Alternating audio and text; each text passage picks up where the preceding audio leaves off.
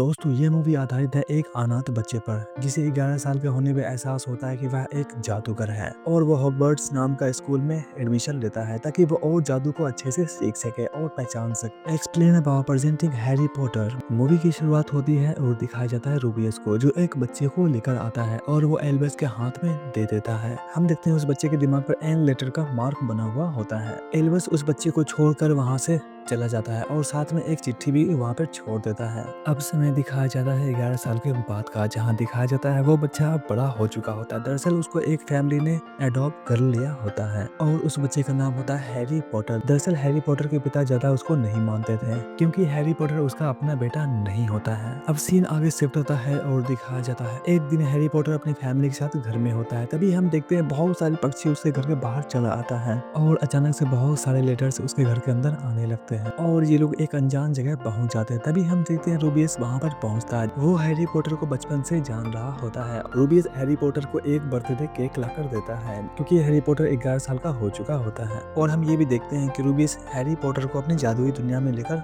जाता है और वहाँ पर जितने भी लोग होते हैं हैरी पॉटर को देखकर बहुत ही ज्यादा हैरान हो जाते हैं क्योंकि उन सभी को पता होता है हैरी पॉटर के बारे में और उन सभी को ये भी पता होता है कि ये बहुत ही बड़ा जादूगर बच्चा है। पर सोचने वाली बात यह है कि कोई 11 साल का बच्चे को इतनी गहराई से कैसे जान सकता है जबकि ये लोग कभी एक दूसरे से मिले भी नहीं। खैर ये तो आगे ही पता चलने वाला है। हम देखते हैं रूबियस हैरी पॉटर को एक जादुई बैंक में लेकर जाता है क्योंकि रूबियस हैरी पॉटर को जादुई बुक दिलवाने वाले होते हैं जिसके लिए पैसे की जरूरत पड़ने वाली होती है। हम देखते हैं कैशियर इन लोगों को इनके लॉकर के पास लेकर जाते हैं और जब ये लोग खोलते हैं तो देखते हैं कि बहुत सारे पैसे रखे हुए होते हैं। दरअसल हैरी पॉटर के पेरेंट्स इनके लिए पैसे रखकर गए हुए होते हैं। वो वहाँ से कुछ पैसे ले लेते हैं और उस पैसे से बहुत सारे बुक्स खरीद लेते हैं जिससे ये जादू को और अच्छी तरीके से सीख सके। अब सीन आगे शिफ्ट होता है और दिखाया जाता है हैरी पॉटर अपने सारे बुक्स लेकर रेलवे स्टेशन पर पहुंच गए होते हैं और एक दीवार के अंदर जाते हैं और उस दीवार के अंदर जाते ही वो जादुई रेलवे स्टेशन पर पहुंच जाता है और वो जादुई ट्रेन पर बैठकर अपने स्कूल के लिए निकल जाता है। अब हम देखते हैं हैरी पॉटर अपने स्कूल पहुंच जाता है और सभी को उनकी शक्ति के हिसाब से ग्रुप में बांटा जा रहा होता है और हम देखते हैं हैरी पॉटर को एक जादुई टोपी पहना दिया जाता है क्योंकि ये जादुई टोपी सभी का माइंड रीड करके उनको ग्रुप में भेजते हैं और वो हैरी पॉटर को गरुड़ द्वार ग्रुप में भेज देता है क्योंकि हैरी पॉटर गरुड़ द्वार में ही जाना चाहता था। हम देखते हैं हैरी पॉटर का जादू का क्लास स्टार्ट हो जाता है और इनके दो अच्छे दोस्त भी बन जाते हैं जिसका नाम होता है विस्ली और हार्मोनी।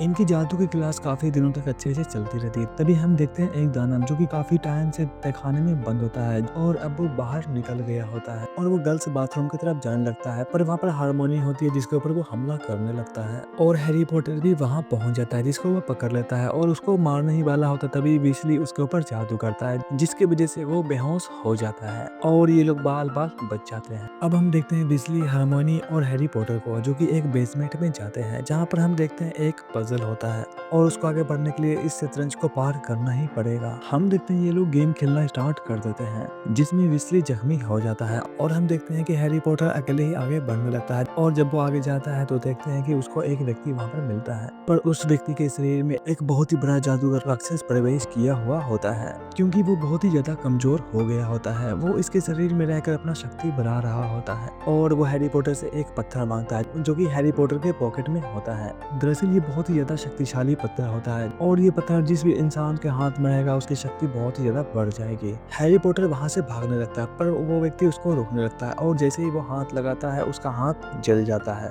और राख में बदल जाता है। वो हैरी पॉटर के ऊपर दोबारा हमला करता है पर हैरी पॉटर उसके फेस को टच करता है जिसकी वजह से उसका शरीर पूरी तरीके से जल जाता है। पर वोल्डेमॉर्ट नाम का शैतान अभी भी नहीं मरा होता है, उसका साया अभी भी जिंदा होता है। हम देखते हैं वोल्डेमॉर्ट का साया हैरी पॉटर को टच करते हुए वहां से चला जाता है पर हैरी पॉटर बेहोश हो जाता है और जब हैरी पॉटर का आंख खुलता है तो देखता है वह बेड पर पड़ा हुआ है और हैरी पॉटर के सामने एल्बस होते हैं। अब सीन आगे शिफ्ट होता है और दिखाया जाता है एल्बस सभी का पॉइंट्स सुना रहे होते हैं और हमें दिखाया जाता है हैरी पॉटर और उनके दोस्त को अच्छे पॉइंट्स मिलते हैं क्योंकि इन तीनों ने मिलकर ऐसे काम को मुमकिन कर दिया जिसे करना नामुमकिन था। और अंत में दिखाया जाता है सारे स्टूडेंट को अपने घर भेजा जा रहा होता है छुट्टी मनाने के लिए क्योंकि उनके एक साल यहाँ बीत गए होते हैं और मूवी का अंत भी यहीं पे होता है। वीडियो अच्छा लगा तो एक्सप्लेन बाबा को सब्सक्राइब करें।